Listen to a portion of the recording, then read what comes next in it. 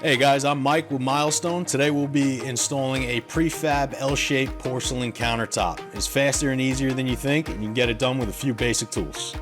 You'll need a measuring tape, pencil, level, safety glasses, dust mask, angle grinder with diamond cutting blade, diamond hole saws, polishing pads, caulk gun, silicone adhesive, subtop material, and a clean cloth.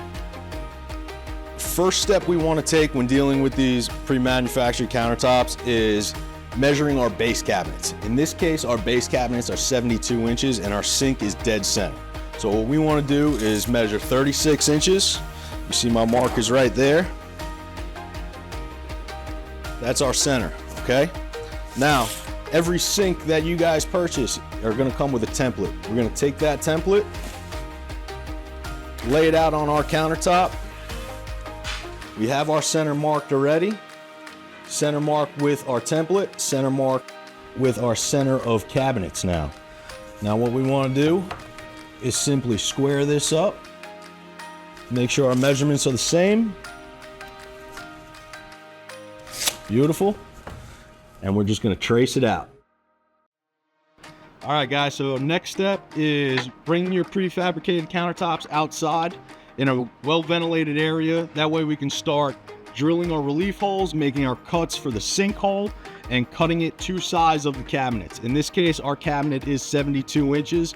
All of our slabs come at 96, so we will be cutting the residual off of this. This will be scrap. It's important to save pieces in case we gotta fabricate any edges and things along those lines. The first cut we're gonna make is gonna be our length cut down the middle. This is gonna be our 72-inch mark from end of cabinet to end of cabinet. We wanna make this cut first. That way we're not weakening the rest of the slab when we make that cut.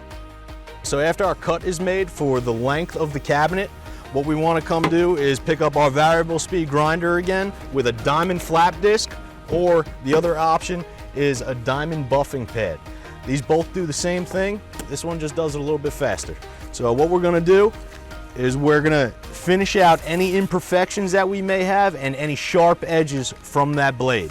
The buffing pad is really good to knock down all your edges. You always wanna go down with the grain. You never wanna go up because you risk popping the porcelain coating on top. So now that we've made our length cut, we're gonna switch back over to our variable speed grinder. This has a 3/4 inch diamond core bit on it. We're gonna make all of our relief cuts on the corners of the sink.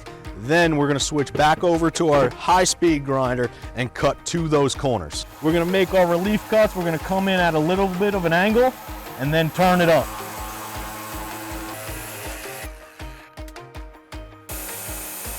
All right guys, so when I make my first cut from relief to relief, what I'm gonna do is I'm gonna complete that cut on my ends. If you can see, I'm all the way through here and I'm all the way through here, right?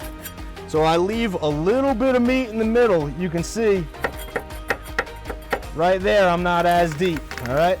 That's giving me a little bit of structure when I make these other 3 cuts. When you're using a grinder and even the weight of the tile holding itself down, you will get resonance and vibration in the tile itself. We want to limit that as much as possible. By leaving this little bit of meat in the middle, it prevents a lot of that.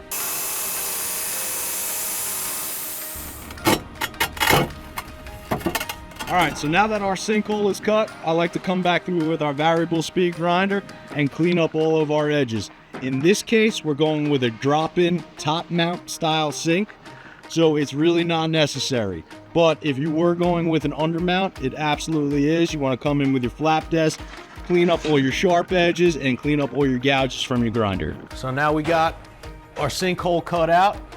We're gonna set this in place and just get a test fit on everything. Make sure we're level, make sure we're good, make sure our sink fits most importantly. Important to consider door and drawer clearances when we're dealing with these countertops. In this case, we used a 2x4 substructure with a 5/8 plywood top. We're going to install this countertop as we would any other style of countertop. We have a clear silicone here and we're just gonna glob it on. It requires no thin set, no tile adhesive, nothing like that.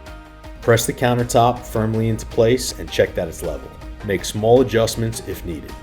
Seal any seams with caulk for a finished look. And that's it, a beautiful, durable, prefab countertop installed in less than an afternoon. These same principles apply when installing our other profiles, such as the 32 by 96 inch base and shark nose.